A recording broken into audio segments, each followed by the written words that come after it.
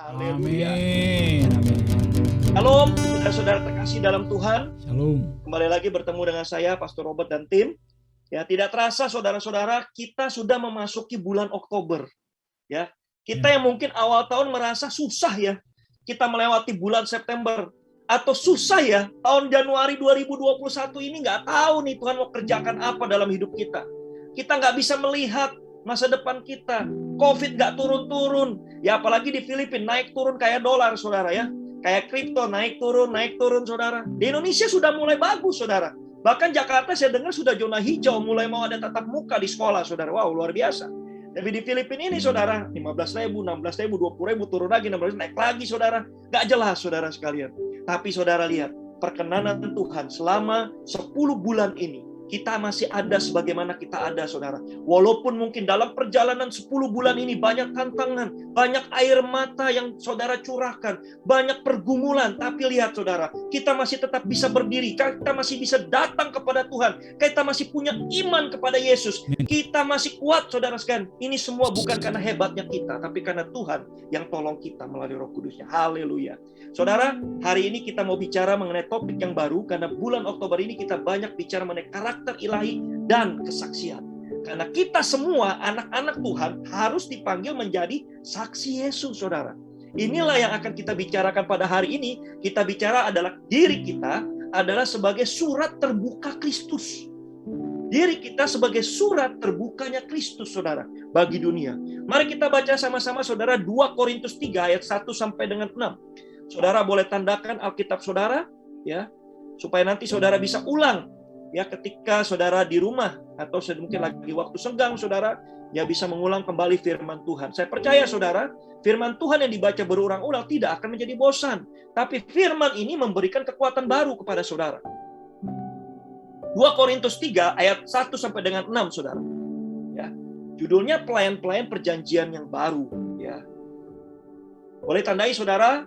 Kalau saudara ada di rumah boleh baca bersama-sama saya, sebab pendengaran dari firman Tuhan akan menjadi iman kita, saudara. Haleluya. Mari kita baca sama-sama ayat 1 sampai dengan 6 saja, saudara. 1, 2, 3. Adakah kami mulai lagi memujikan diri kami? Atau perlukah kami seperti orang-orang lain, menunjukkan surat pujian kepada kamu atau dari kamu? Kamu adalah surat pujian kami yang tertulis dalam hati kami, dan yang dikenal dan yang dapat dibaca oleh semua orang. Karena telah ternyata bahwa kamu adalah surat Kristus yang ditulis oleh pelayanan kami. Ditulis bukan dengan tinta, tetapi dengan roh dari Allah yang hidup. Bukan pada lolo batu, melainkan pada lolo daging, yaitu di dalam hati manusia. Demikianlah besarnya keyakinan kami kepada Allah oleh Kristus. Dengan diri kami sendiri, kami tidak sanggup untuk memperhitungkan sesuatu seolah-olah pekerjaan kami sendiri. Tidak, kesanggupan kami adalah pekerjaan Allah. Ialah membuat kami juga sanggup menjadi pelayan-pelayan. Dari apa, saudara? Dari suatu perjanjian yang baru, yang tidak terdiri dari hukum yang tertulis, tetapi dari roh. Sebab hukum yang tertulis mematikan, tetapi roh menghidupkan. Haleluya, saudara sekalian. Saudara, kalau kita lihat dari Alkitab ayat ini, saudara sekalian, kita banyak bicara mengenai surat Kristus yang terbuka. Mungkin saudara bertanya-tanya, apa maksud daripada surat Kristus yang terbuka, saudara sekalian? Ya, mari kita baca satu ayat lagi, saudara, yang mungkin mendekati, saudara, dari apa maksud daripada kiasan daripada Paulus, saudara. Ayat 1 Yohanes ayat 2 sampai 6 katakan demikian, saudara. Barang siapa mengatakan bahwa ia ada di dalam dia, dia wajib hidup sama seperti Kristus telah hidup. Artinya apa, saudara? Ketika kita bilang Yesus hidup dalam hidup kita, harus ada sesuatu yang mencerminkan itu. Oleh karena itu, saudara sekalian, kalau kita nulis surat, di dalam surat itu harus merefleksikan isi hati kita. Betul nggak, saudara? Oleh karena itu, kita ini adalah surat terbuka Kristus. Artinya apa, saudara? Kalau Kristus ada di dalam hidup kita, itu harus mencerminkan dalam hidup kita sehari-hari. Luar biasa, saudara sekalian. Kita bilang kita ini orang Kristen, tapi hidup kita tidak mencerminkan Kristus, berarti kita bukan orang Kristen. Contoh, saudara sekalian. Kalau kita bilang anak papa, anak mama, tapi kita nggak mirip, wajah nggak mirip, papa kita putih, mama kita putih, kulit kita belang-belang, saudara. Waduh, ini nggak mirip. Anak siapa ini? Terpaksa mesti cek DNA. Papanya bilang cek DNA, mamanya udah marah-marah, saudara. Wah, nggak percaya kamu. Ya, ini bisa terjadi, saudara sekalian. Oleh karena itu, kalau kita bilang kita anaknya Yesus, Kita anak Allah. Hidup kita harus mencerminkan kita adalah anak Allah. Buah jatuh tidak jauh dari pohon. Betul nggak saudara? Kalau kita bersikap, orang tua kita bersikap baik, kita bersikap bengal, kita bersikap liar, itu bukan anak orang tua kita. Karena orang tua kita mendidik dengan baik. Tapi anaknya saudara bengal, liar. Dia katakan ini anak katanya jauh, buah jauh dari pohonnya. Kita banyak kiasan seperti itu saudara. Kok nggak mirip sama papa mamanya? Baik, lemah lembut, sopan, anaknya kurang ajar, anaknya hidup nggak benar. Berarti kita hidup tidak seperti Kristus hidup saudara. Kalau kita di kantor saudara sekalian, kita bilang kita orang Kristen, kita menyombongkan kerohanian kita. Wah, lu masuk neraka karena lu bukan orang Kristen. Lu nggak masuk surga karena lu bukan orang Kristen. Lu nggak kenal Yesus, lu nggak masuk surga. Tapi tingkah laku kita, saudara, tidak mencerminkan bahwa kita orang Kristen. Kita suka marah-marah, kita berkata-kata kasar, kita suka menyombongkan diri, dan kita suka korupsi waktu, saudara sekalian. Tidak ada cermin sama sekali bahwa kita orang Kristen. Bahkan kita menistakan agama kita sendiri, saudara. Kita nggak perlu berbicara jelek mengenai agama orang lain, saudara sekalian. Kita tidak perlu bicara jelek bagaimana orang lain beribadah. Tapi pikirkan diri kita sendiri dulu. Apakah kita sudah mencerminkan Kristus di dalam hidup kita? Kalau kita bilang kita anak Yesus, kita ikut Yesus, tapi kita tidak mencerminkan sama sekali bahwa kita anak Tuhan, tingkah laku kita nggak benar, saudara sekalian. Jangan berkata bahwa kita anak Tuhan. Karena ketika kita bilang, saya anak Yesus, saya pengikut Yesus, saudara memiliki tanggung jawab yang besar. Saudara sebagai duta, bahwa saudara adalah benar-benar pengikut Kristus. Gak gampang. Contoh duta besar di Filipina, saudara sekalian. Duta besar Indonesia di Filipina. Sebelumnya ada Pak Sarundayang, ya, sudah kembali ke rumah Bapak. Tapi dia mencerminkan bahwa dia wakil dari Indonesia. Harus bertingkah laku, harus berbudaya seperti budaya Indonesia. Kalau tidak, dia tidak mencerminkan bahwa dia adalah duta besar bangsa Indonesia. Begitu pun kita. Kalau kita bilang kita dutanya Yesus, kita tidak mencerminkan sama sekali apa yang Yesus lakukan. Itu kita jadi surat tertutup bagi banyak orang, saudara. Bukan surat terbuka lagi. Oleh karena itu saya catat di sini ada 4 hal. Apa makna menjadi surat Kristus yang terbuka? Pertama, yang paling penting, menyangkal diri. Saudara, kalau kita tidak bisa menyangkal diri kita bahwa semua ini karena Tuhan, kita bukan pengikut Yesus, kita bukan surat terbuka Kristus. Karena yang dilihat bukan Kristus, tapi kita. Kalau kita menyombongkan diri, ini semua karena saya. Ini saya bisa karena saya. Semua kita lakukan karena saya. Orang Kristen yang berkata seperti itu, mereka tidak menyangkal diri. Mereka menyatakan bahwa sayalah yang melakukan semua itu. Kedua, saudara, apa yang terjadi? Kita mencuri kemuliaan Tuhan. Wow. Kalau saudara kita mencuri kemuliaan Tuhan, saudara tahu apa akibat? Kalau waktu zamannya Nabi Musa, saudara sekalian, zaman perjanjian lama, setiap orang yang mencuri kemuliaan Tuhan, hukumannya mati, saudara. Langsung di tempat, saudara sekalian. Berbohong, mati di tempat, saudara sekalian. Berbuat hal tidak baik, melanggar perintah Tuhan, terkutuk, mati di tempat, saudara. Tapi Tuhan sekarang lakunya nggak begitu, saudara. Kita dibuat, bukannya Tuhan membuat kita nyaman, tetapi kita diminta lebih dewasa. Oleh karena itu, saudara sekalian, kalau kita bilang kita pengikut Yesus, tapi kita tidak melakukan yang sesuai dengan apa yang Tuhan mau, dan kita menyombongkan diri, kita tidak bisa menyangkal diri, itu sama juga kita mencuri kemuliaannya Tuhan. Kalau kita bernyanyi, saudara, kita merasa kita hebat, kita merasa kita tenar, suara kita merdu, seperti sudah mencapai surga, saudara sekalian. Kita menyanyi bukan lagi untuk Tuhan, tetapi kita menyanyi untuk diri kita sendiri. Beberapa waktu lalu saya share di grup, saudara sekalian. Penyembahan yang benar memberi kepada Tuhan bukan untuk diri kita loh. Banyak orang, saudara, ke gereja, aduh hari ini saya nggak merasakan nih hadirat Tuhan. Kok saya nggak merinding gitu ya? Kok saya bulu kuduk saya nggak merinding? Saya nggak bisa merasakan ada Yesus sekarang. Saudara, artinya apa? Saudara ke gereja hanya untuk diri saudara. Tapi kita ke gereja untuk Tuhan. Kita nyanyi untuk Tuhan. Kita menyembah untuk Tuhan. Bukan untuk diri kita, saudara. Salah total. Kita ke gereja merasa kita harus mendapatkan sesuatu. Loh, saudara, manusia itu adalah orang yang mau diberkati. Dimanapun dia berada, termasuk di gereja, dia masih mau diberkati, saudara. Ini kita. Pada ketika kita menyembah Tuhan, kita memberi kepada Tuhan yang terbaik. Bukan Tuhan memberi kepada kita. Kita cuma bisa menadahkan tangan, saudara. Kapan kita bisa memberi kepada Tuhan? Itu pada saat kita di gereja. Kita menyembah dan memuji Tuhan.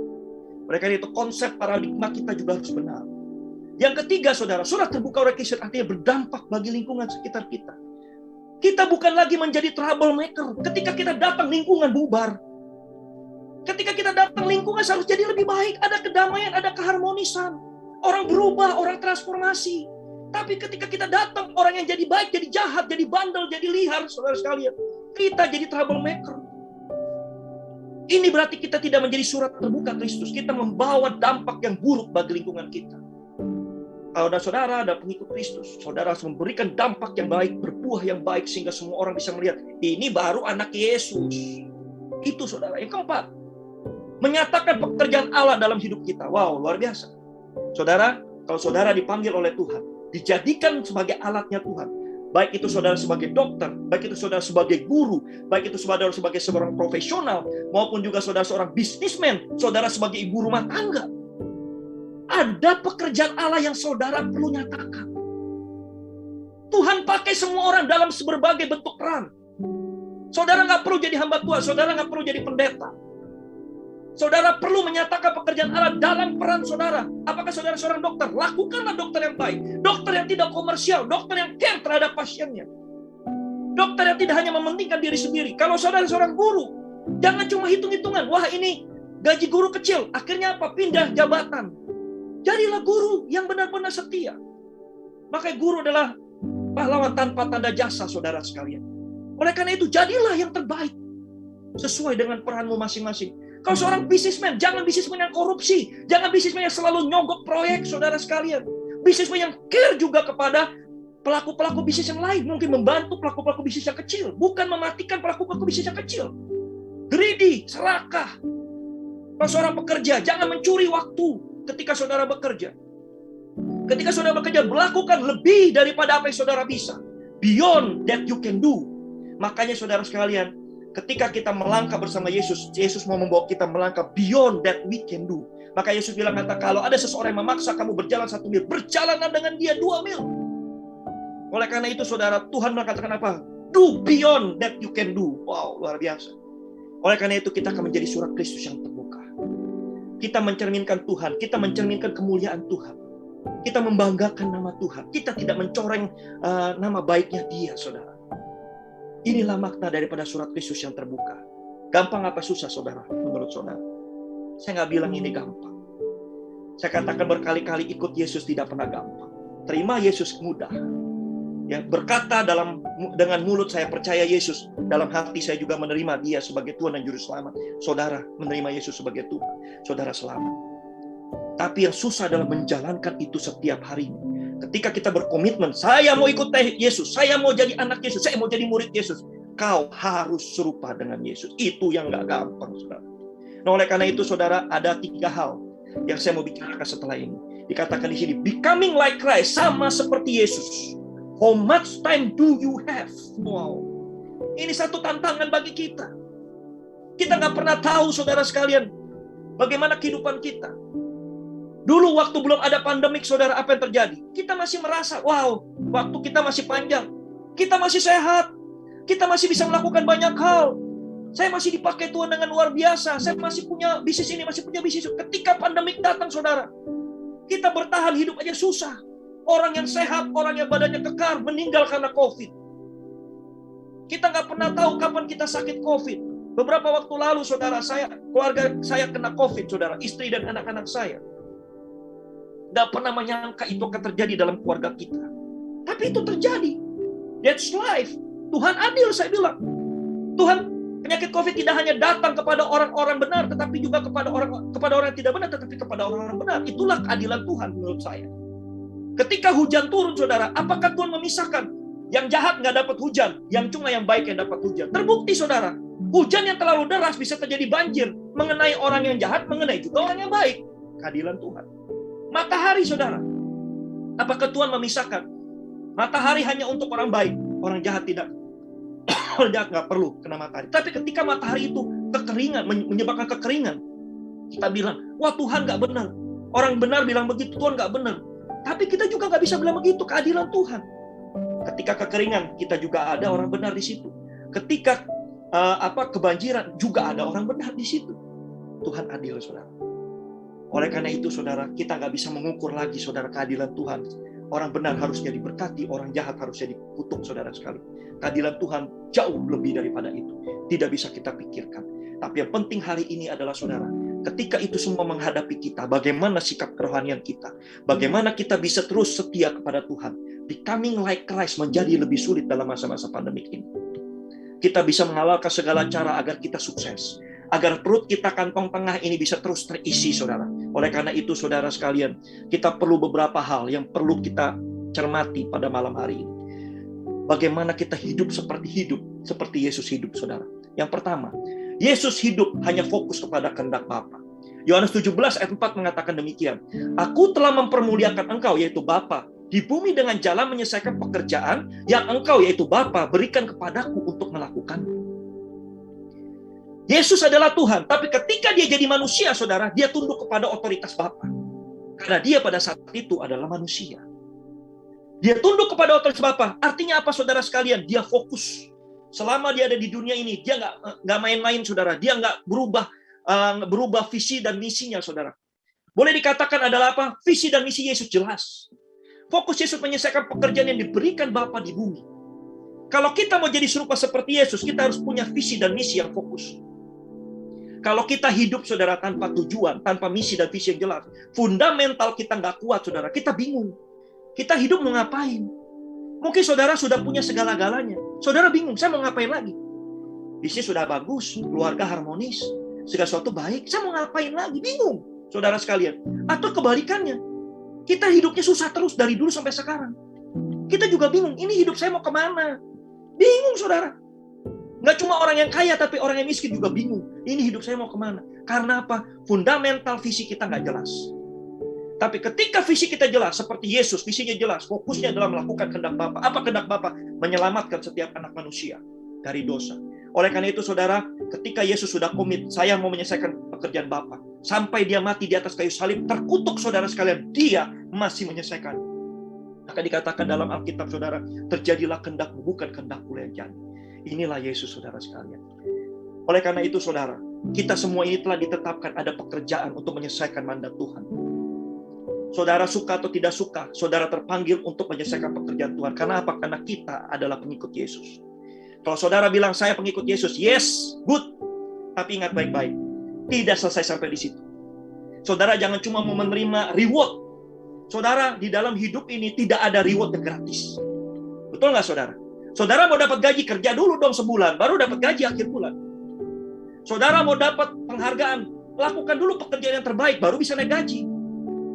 Saudara mungkin mau mendapatkan kehormatan, ya saudara harus melakukan banyak hal kebaikan, sehingga orang bisa menghormati saudara. Jadi dalam hidup ini, reward nggak pernah gratis. Bingung, saudara, kok tiba-tiba kita dikasih reward tanpa kita melakukan apa-apa. Oleh karena itu, saudara sekalian, ketika kita mau dapat reward, kepastian untuk masuk ke dalam kerajaan Allah, kita harus melakukan apa yang Tuhan inginkan dalam hidup kita. Yaitu mandat Yesus. Apa mandat Yesus, saudara sekalian? Matius 28 ayat 19 dikatakan apa? Jadikanlah semua bangsa muridku, baptislah mereka dalam nama Bapa, Anak, dan Roh Kudus. Dan katakanlah kepada mereka, ajarkanlah apa yang aku telah ajarkan kepadamu. Wow, artinya apa, saudara? Kita harus bersaksi. Kita harus menyatakan kebaikan Tuhan. Kita harus menyatakan bahwa Yesus adalah satu-satunya Tuhan, juru selamat kita. Inilah tugas yang Tuhan berikan. Ajarkan apa yang kuperintahkan. Kasihlah sesamamu manusia, kasihlah Tuhan Allahmu dengan segenap hatimu, dengan segenap jiwamu, dengan segenap akal budi dan kekuatanmu. Kasihlah sesamamu manusia seperti dirimu sendiri. Itu yang diajarkan Yesus.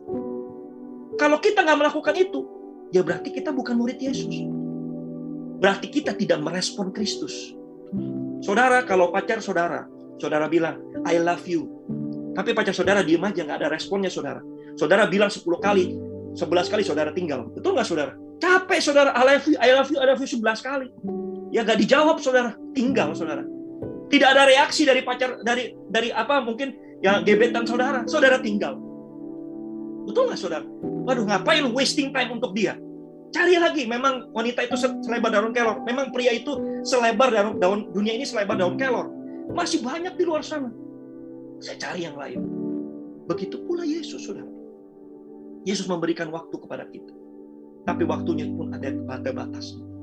Gak bisa Tuhan tunggu sampai kita benar-benar bertobat.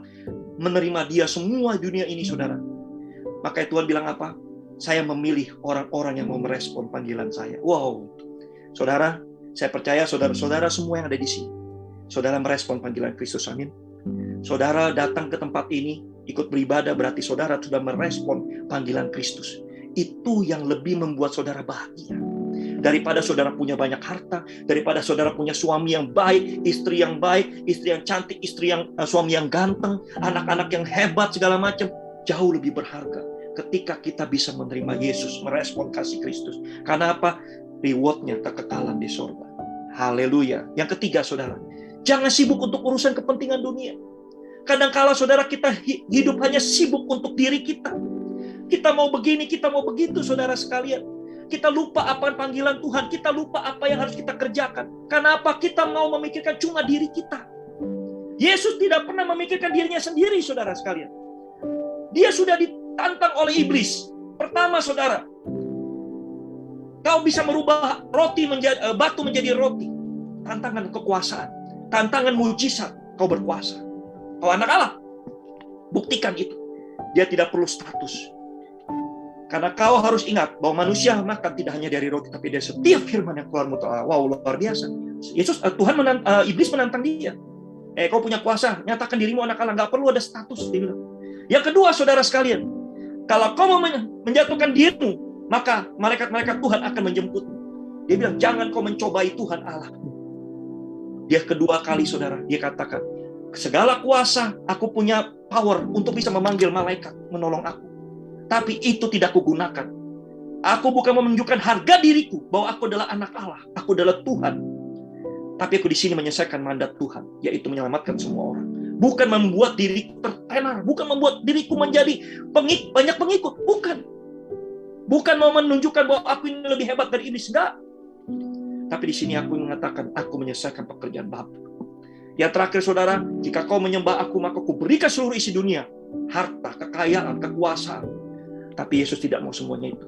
Hanyalah kau iblis, hanya kepada Tuhan Allah maka kau harus menyembah.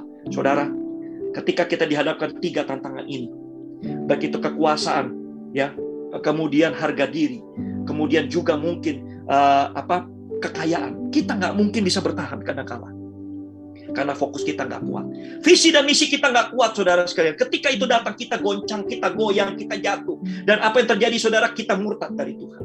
Makanya saudara, ketika saudara baca kembali, seorang penabur, dia menabur di semak-semak berduri, apa yang terjadi, saudara sekalian? Pohon itu bertumbuh tetapi tidak bisa berbuah. Karena apa? Karena dihimpit oleh semak-semak duri. Semak-semak duri apa? Kekayaan dan juga kekhawatiran dunia ini, saudara sekalian. Oleh karena itu, camkan baik-baik. Saudara mungkin jadi orang Kristen, tapi saudara lihat, saudara berbuah atau enggak? Kalau saudara saat ini masih belum berbuah, berarti saudara terhimpit oleh kekayaan, saudara terhimpit oleh kekhawatiran. Ingat baik-baik itu, saudara sekalian. Ini pun jadi refleksi bagi diri saya. Kadang-kala kita memikirkan dalam masa-masa sulit ini, masa-masa pandemi, gimana ya cara menghasilkan uang lebih banyak? Gimana ya kita bisa tetap bertahan hidup? Waduh, banyak hutang sini dan sana. Ya, saya harus tutup lubang, gali lubang karena banyak hutang, saudara sekalian. Gimana Tuhan? Kita mulai panik, kita mulai buntu otak kita. Kita nggak bisa melihat jalan keluar yang Tuhan berikan.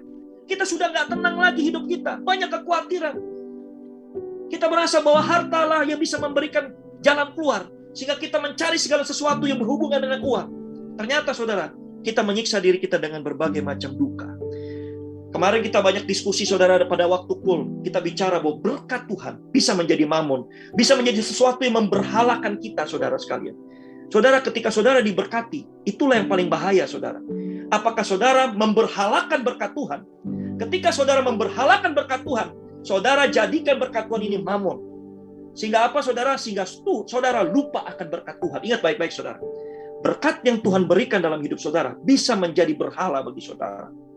Saudara lupa bahwa saudara harus berhalakan sumber berkat, bukan berhalakan berkat Tuhan. Tapi ketika saudara berhalakan berkat Tuhan, berarti saudara melepaskan sumber berkat. Karena Tuhan berkata apa?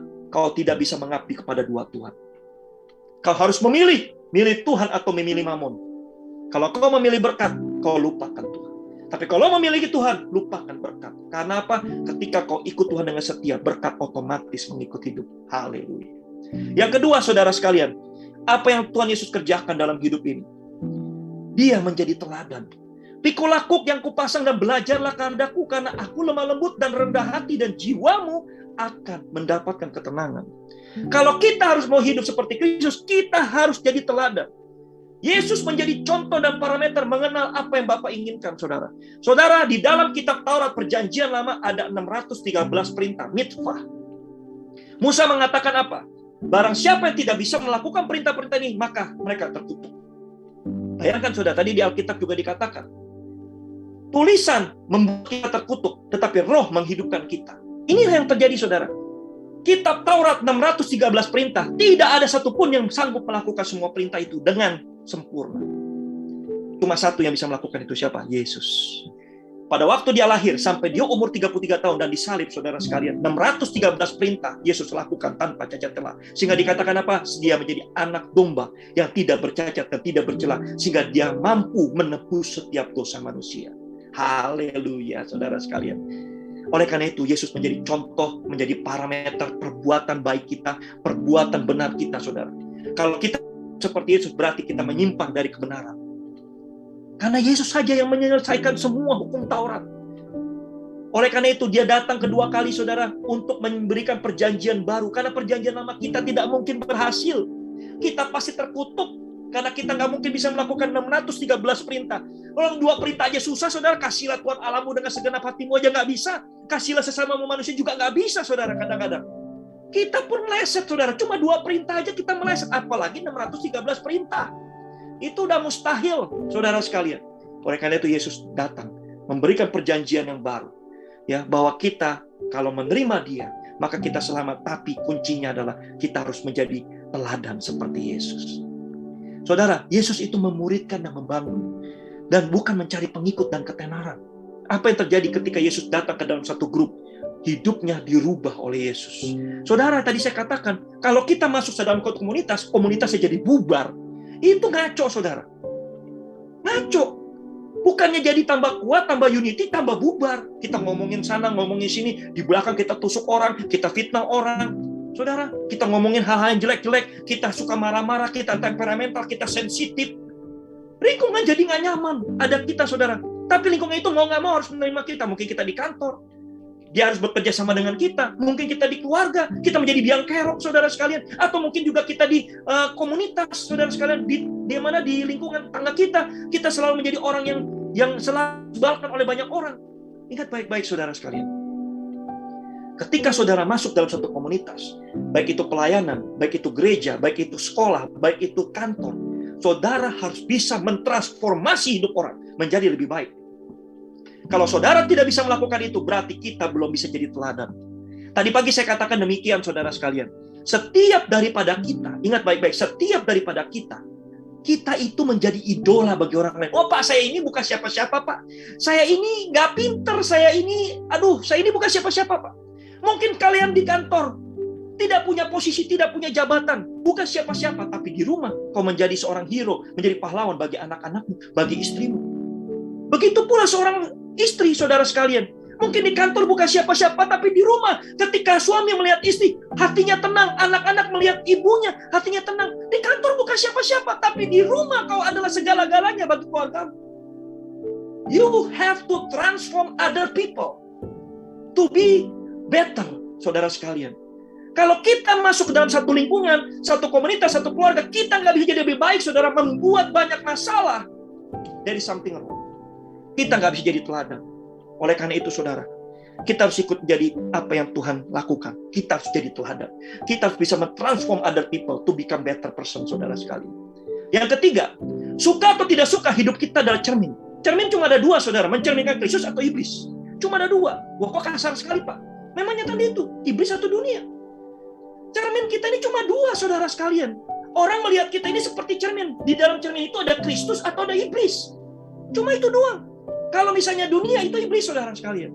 Tapi kalau misalnya dia melihat ada Kristus, wow, berarti kita menjadi surat terbuka Kristus.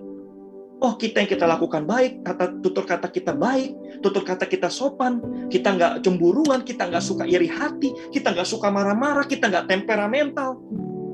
Kita suka membantu orang lain. Kita suka mengencourage orang lain. Hidup saya diubah karena engkau. Wow, luar biasa, saudara. Ingat baik-baik. Suka atau tidak suka, hidup saudara cermin. Orang melihat di situ ada Kristus atau ada iblis di dalam hidup saudara.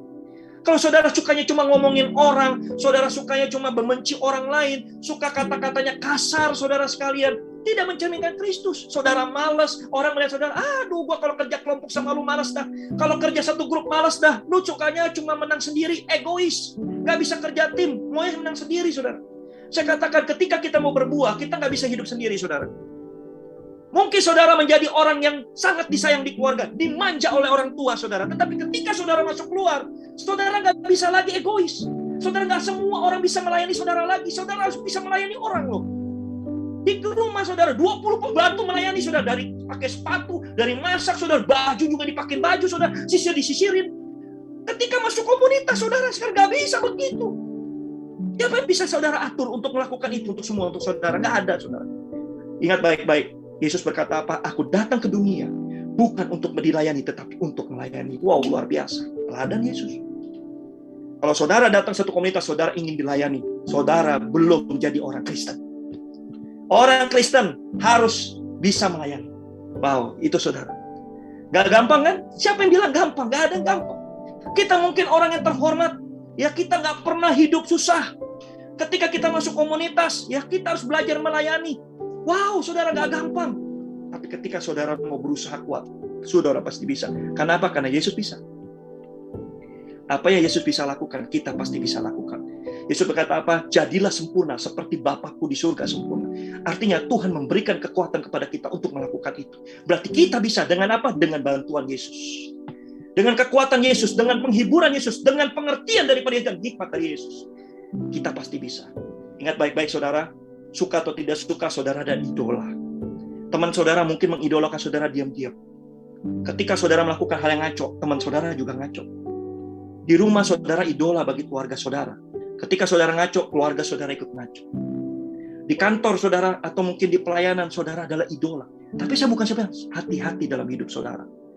Mungkin banyak orang tidak menyadari bahwa diri saudara adalah idola, karena merasa diri saudara tidak berharga. Saudara merasa diri saudara tidak berharga. Ingat baik-baik, Tuhan tidak pernah menciptakan barang rongsokan. Tuhan tidak pernah menciptakan barang rongsokan, saudara. Yang baru diciptakan langsung dibuang. Manusia mungkin bisa begitu. Tapi Tuhan, walaupun ada cacat, saudara sekalian, dia bisa perbaiki, dia bisa transform hidupnya, saudara. Tuhan gak pernah menyanyiakan hidup satu orang pun di dunia ini. 99 orang benar, tapi satu orang tidak benar dicari oleh Tuhan. Dia gak pernah biarkan itu, saudara. Ingat baik-baik, kalau saudara merasa hidup saudara rongsokan, ya, ingat baik-baik, Tuhan sanggup memperbaikinya. Mengangkat saudara menjadi kepala dan bukan ekor. Membuat saudara menjadi lebih percaya diri. Karena Tuhan dalam hidupnya tidak pernah menciptakan barang rongsokan. Saudara ingat baik-baik itu. Yang ketiga saudara sekalian, apa yang terjadi kalau kita mau jadi seperti Yesus? Saudara harus berani bayar harga. Tidak ada sesuatu yang besar tanpa bayar harga, saudara. Filipi 2 ayat 6-8 dikatakan demikian. Yang walaupun dalam rupa Allah, tidak menganggap kesetaraan dengan Allah itu adalah hak milik yang harus dipertahankan. Melainkan telah mengosongkan dirinya. Siapa saudara? Yesus. Mengosongkan dirinya dan mengambil rupa seorang hamba. Dan menjadi sama dengan manusia. Dan dalam keadaannya sebagai manusia, ia telah merendahkan dirinya. Dan taat sampai mati, bahkan mati di atas kayu salib. Saudara tahu? Orang yang mati di atas kayu salib adalah orang yang terkutuk. Orang yang paling hina. Bayangkan saudara, seorang Tuhan, seorang raja di atas segala raja, berani menyerahkan tahtanya, turun menjadi manusia, dan mati di atas sebagai orang yang terkutuk menggantikan kita. Saya tanya sama saudara, dewa mana, raja mana, Tuhan mana yang mau seperti Yesus? Gak ada saudara, coba cari, semua buka Alkitab atau buka kitab-kitab yang lain. Ada gak cerita yang sama seperti Yesus? Yesus berani bayar harga. Oleh karena itu kita katakan dia raja di atas segala raja. Kita patut menyembah dia karena apa? Dia menjadi teladan bagi kita semua. Apa yang dilakukannya tidak ada yang cacat. Haleluya. Oleh karena itu saudara sekalian, sebagai pengikut Kristus, kalau kita nggak bisa bayar harga, kita bukan pengikut Yesus, saudara. Kristus berani melepaskan segala fasilitas yang untuk apa? Menebus kita. Tapi kita kebalik, saudara. Kita berani melepaskan Kristus untuk mendapatkan fasilitas.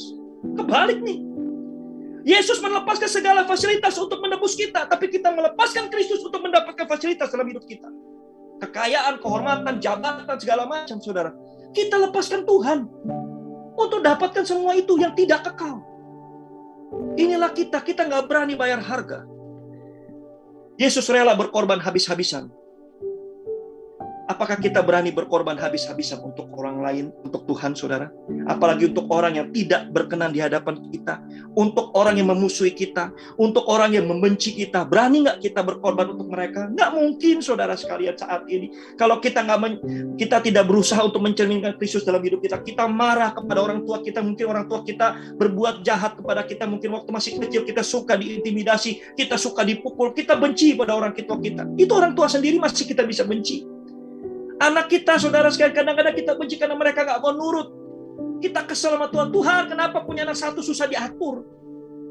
Kita benci mungkin bos kita benci mungkin sesama karyawan-karyawan kita iri hati, kita cemburu.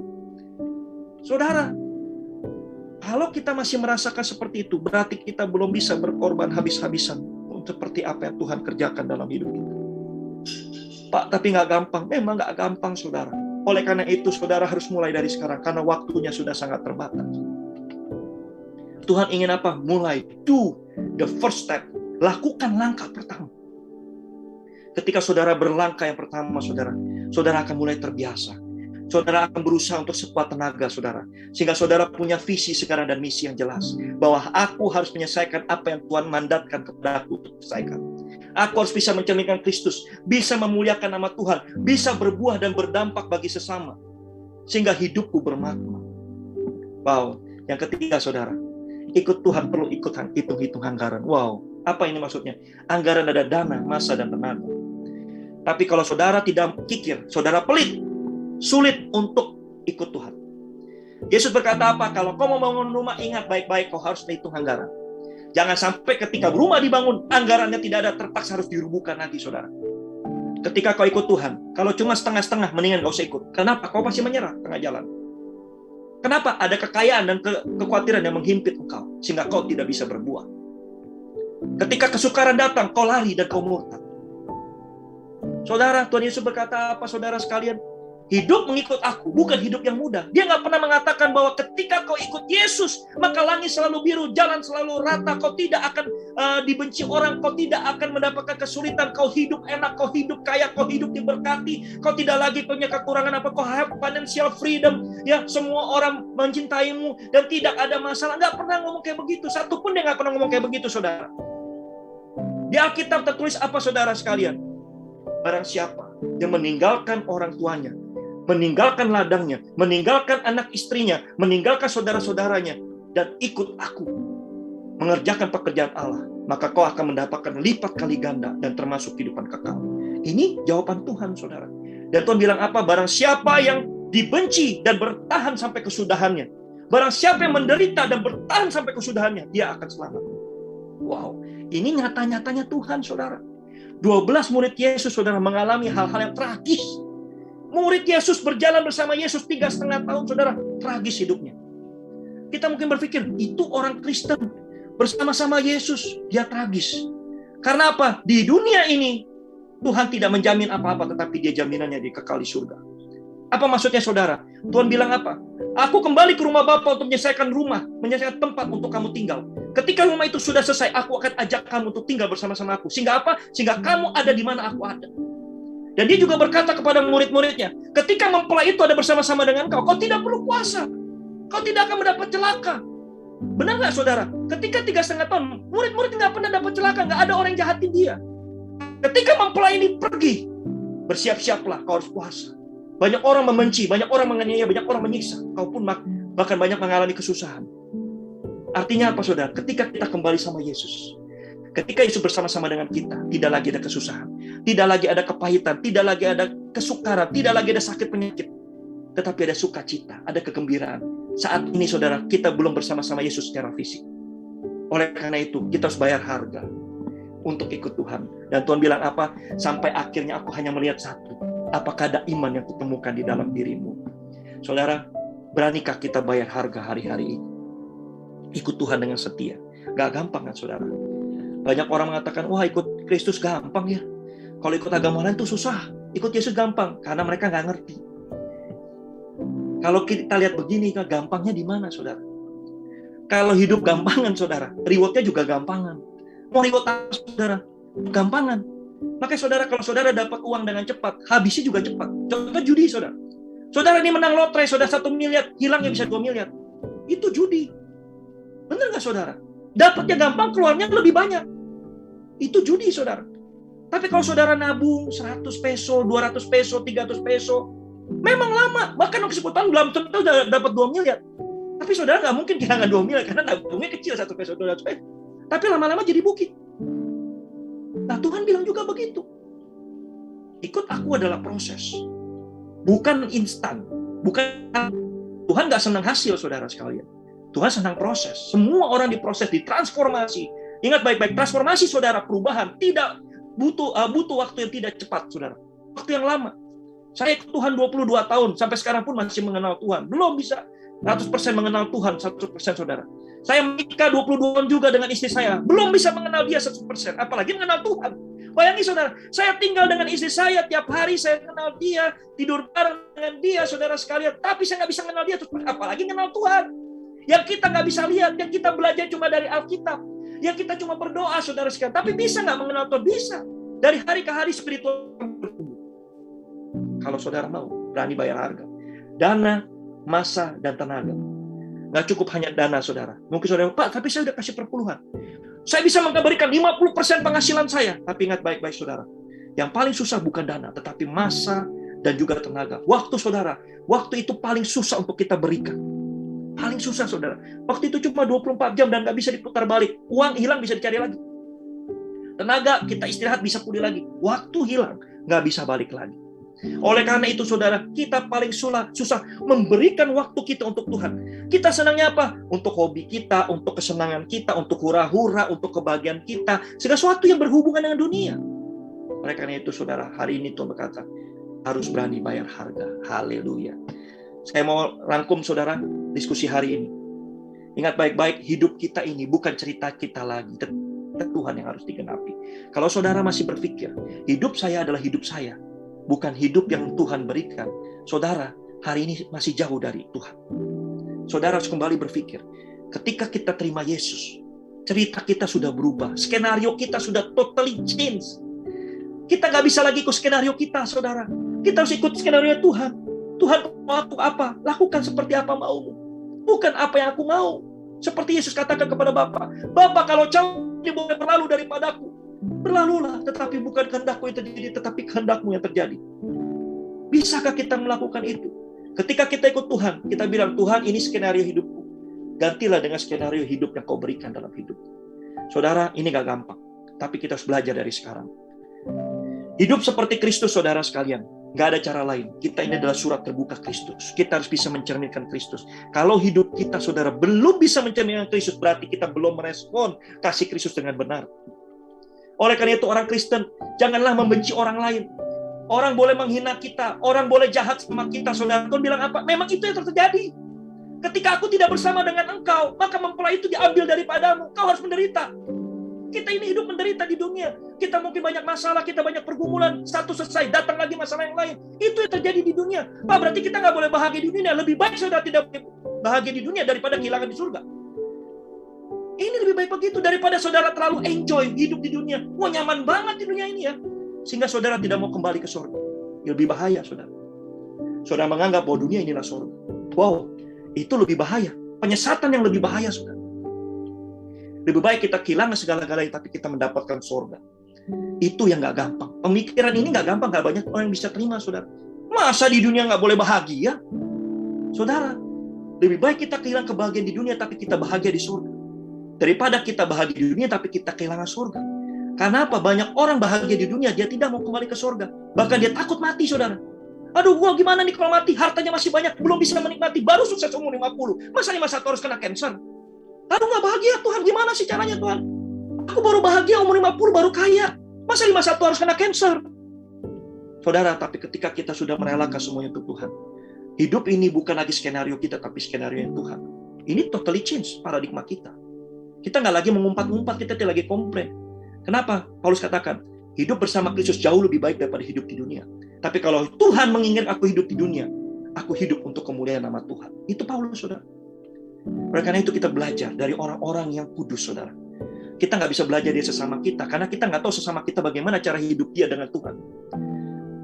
Hidup seperti Kristus berarti kita fokus kepada kehendak Bapa. Ingat baik-baik, bukan kita lagi yang hidup, tetapi Kristus yang harus hidup dalam kita. Yang kedua, kita harus jadi teladan. Ingat baik-baik saudara, saudara adalah teladan. Saudara adalah idola. Tapi pasal ini bukan siapa-siapa, Pak. Saudara jangan bilang begitu. Di luar sana nggak ada yang saudara tahu. Ada yang mengidolakan saudara. Dia merasa saudara adalah panutan bagi dia. Ketika saudara rusak, orang itu ikut rusak. Ingat baik-baik, berhati-hatilah bersikap. Hari ini ketika saudara bilang saudara orang Kristen, jadilah teladan. Jangan takut, berani ambil responsibility, berani ambil tanggung jawab. Kalau saudara hari ini mungkin belum sesuai dengan apa yang Tuhan mau, rubah. Saudara harus bisa mentransformasi hidup saudara dan juga orang lain. Saya percaya sekali kalau saudara mentransformasi hidup saudara, orang lain pun akan berubah. Ingat baik-baik saudara. Saudara pasti bisa lihat, ada orang ikut berubah dengan saudara. Kalau mungkin saudara, ini lingkungan kantor yang saya pernah kerja saudara. Kalau lingkungan kantor kita nggak kondusif, bos kita suka marah-marah, kata-kata kasar suka keluar, anak buahnya kan ngikut. Kadang panik, stres. Hingga kata-katanya bisa terkendalikan. Tapi ketika dia dipindah ke satu lingkungan yang baru, di mana di situ kata-katanya baik, saling menopang, saling membantu, hidupnya pun transformasi. Kira-kira saudara, kita mau di mana? Kita ini harus jadi terang di dalam kegelapan. Ketika kita datang, kita bukan jadi gelap, kita bukan jadi redup, tapi menerangi kegelapan. Itu yang harus terjadi dalam hidup kita. Oleh karena itu, saudara, kita jadi teladan. Dan terakhir, kita nggak bisa hidup ikut Tuhan tanpa bayar harga. Dana, masa, dan tenaga. Yang paling susah saya bilang adalah masa, waktu yang kita korbankan untuk Tuhan. Gak gampang, saudara, mengorbankan waktu. Tenaga mungkin masih oke lah, saudara. Dana paling gampang, menurut saya. Kalau hari ini masih ada orang yang susah untuk memberikan kepada Tuhan, saya bingung gak bagaimana memberikan waktu. Kasih uang aja susah, saudara. Apalagi memberikan waktu. Waktu itu udah paling berharga. Tidak bisa diputar, cuma bisa berlalu. Dana hilang, bisa cari lagi. Uang bisa hilang, bisa cari lagi. Tenaga kita tidur, bisa pulih lagi. Waktu nggak bisa dibalik, saudara. Nggak bisa diputar balik, nggak bisa. Waktu paling berharga. Ketika kita kehilangan waktu, tadi saya katakan, menjadi seperti Yesus, berapa lama lagi waktu yang kita punya? Kita sudah menghabiskan banyak waktu nih, saudara. Saudara mungkin ada 40 tahun, 50 tahun, 60 tahun, 70 tahun. Saudara sudah menghabiskan banyak waktu. Nah, bagaimana hidup kita? Apakah kita semakin dekat menjadi seperti Tuhan? Apakah kita menjadi semakin serupa dengan Tuhan? Saya pun sudah 42 tahun, saudara. Saya pun mulai bukan mendekati, saudara. Saya juga menghabiskan banyak waktu. Kalau waktu saya ini saya gunakan tidak lebih baik, saudara sekalian. Saya menggunakan waktu saya dengan sia-sia, menghambur-hamburkan waktu untuk sesuatu yang tidak esensial dalam hidup saya. Oleh karena itu, saudara, hari ini kita mau belajar. Anak-anak muda di tempat ini, saya mau berdoa untuk saudara. Saudara dipanggil saat ini bukan kebetulan. Saudara yang mungkin masih di bawah 30, masih 30 sampai 40, saudara. Saudara masih muda. Masih banyak hal yang saudara bisa kerjakan. Apalagi anak-anak muda sekarang ini. Saya sangat senang lihat mereka. Apalagi zaman Pentakosta ketika di Pastor Niko mengatakan inilah zamannya generasi Yeremia untuk dibangkitkan oleh Tuhan. Anak-anak muda yang berkomitmen, hidupnya kudus, hidupnya suci, suka memuji, suka berdoa, suka menyembah. Wow, luar biasa, saudara. Dari masa muda sudah dipakai Tuhan. Saya baru ikut Tuhan itu, saudara, umur 30-35 baru dipakai Tuhan, saudara. Tapi itu pun saya bersyukur. Tuhan masih memilih saya. Saya percaya di tempat ini, Tuhan mau pakai saudara. Di bidang saudara masing-masing. Bukan harus jadi hamba Tuhan. Bukan harus jadi pendeta. Apapun peran saudara, apakah saudara seorang dokter, seorang guru, seorang ibu rumah tangga, siapapun saudara, dipakai Tuhan untuk mentransformasi hidup orang lain. Ingat baik-baik, saudara harus jadi teladan. Dan saudara harus bayar harga untuk itu. Jangan pelit, saudara, dengan waktu saudara. Jangan pelit dengan tenaga saudara. Jangan pelit dengan uang saudara.